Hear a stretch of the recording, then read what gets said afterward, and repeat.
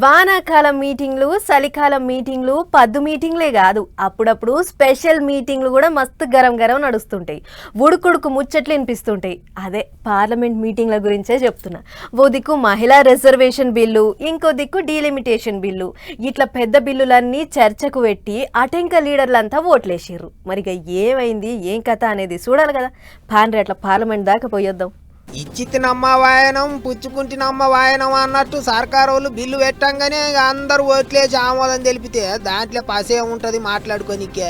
Bill పెట్టాలే, bill మీద లొల్లి పెట్టాలే, ఆటోళ్ళు ఈటోళ్ళు మాటకు మాట అనుకున్నాక గానీ ఎవరం ముంగట పడాలి. ఇగో గిట్లనే అయ్యింది శుక్రవారం నాడు పార్లమెంట్లో. ఓ దిక్కు మహిళలంతా ఎప్పటి నుంచో ఎదురు చూస్తాన మహిళా రిజర్వేషన్ బిల్లు, ఇంకో దిక్కు దక్షిణాది లీడర్లతోని డి అంటే డి అనిపిస్తున్న డీలిమిటేషన్ బిల్లు. రెండింటి మీద పార్లమెంటులో గంటల కమానం చర్చ నడిచింది. లీడర్లంతా మైకుల ముంగట నిలబడి ఎవల ముచ్చట వాళ్ళు వినిపించారు. రాహుల్ సార్ మాట్లాడుకుంటా 2023లోనే మహిళా రిజర్వేషన్ బిల్లు ఆమోదం పొందింది, ఇప్పుడు కొత్తగా పెట్టిన బిల్లు మహిళా బిల్లు గానే కాదన్నట్టు మాట్లాడిండు. అటు మమతక్క పార్టీ అయిన తృణమూల్ కాంగ్రెస్ పార్టీ వాళ్ళు అయితే ప్రధానమంత్రి పోస్టును కూడా మహిళలకు రిజర్వ్ చేయాలన్నట్టు మాట్లాడినరు. ఇంతమంది మహిళా రిజర్వేషన్ బిల్లుకు అనుకూలమే గాని దానికి డీలిమిటేషన్ బిల్లుకు ముడిపెట్టుడే మంచిగా లేదన్నట్టు మాట్లాడినరు. ఇక బిల్లుల మీద ఓటింగ్ ఉంటుందని పువ్వు పార్టీ వాళ్ళు వాళ్ళ ఎంపీలందరినీ ఒక్కరు కూడా తుట్టివాడకుండా ముందుగానే పార్లమెంటుకు రప్పించిండ్రు. అటు బెంగాల్, తమిళనాడు ఎలక్షన్ల ప్రచారంలో ఉన్నోళ్ళను కూడా పిలుచుకొచ్చిండ్రు. అందరు మాట్లాడినాక హోంమంత్రి అమిత్ షా సార్ మాట్లాడిండు. అటు వెనక ఓట్లు వేసిండ్రు. గట్ల నడిచింది ఓటింగు. మొత్తం 540 మంది ఎంపీలు ఉంటే దాంట్లో పువ్వు పార్టీ వాళ్ళ కూటమికి 293 మంది బలగం ఉన్నది.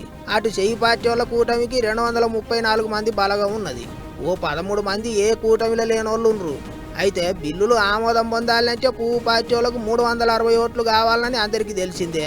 కానీ దానికి ఓ 67 ఓట్లు తక్కువ ఉండేటాలకే ఏమవుతుందో ఎట్లయితుందో అని చాలా మంది పరేషాన్ అవ్వకుంటే టీవీల ముంగట కూర్చుండ్రు.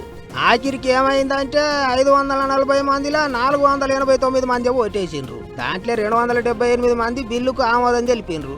211 మంది బిల్లుకు వ్యతిరేకంగా ఓట్లేసిండ్రు. అట్లా ఇక మెజారిటీ సరిపోక మళ్ళా మొదటికే వచ్చింది కథ. 131వ రాజ్యాంగ సవరణ బిల్లు పార్లమెంటులో వీగిపోయింది. అంతేగా ఆమోదం దొరకలేదు. మహిళా రిజర్వేషన్ బిల్లుకు మళ్ళా బ్రేకులు పడ్డట్టే.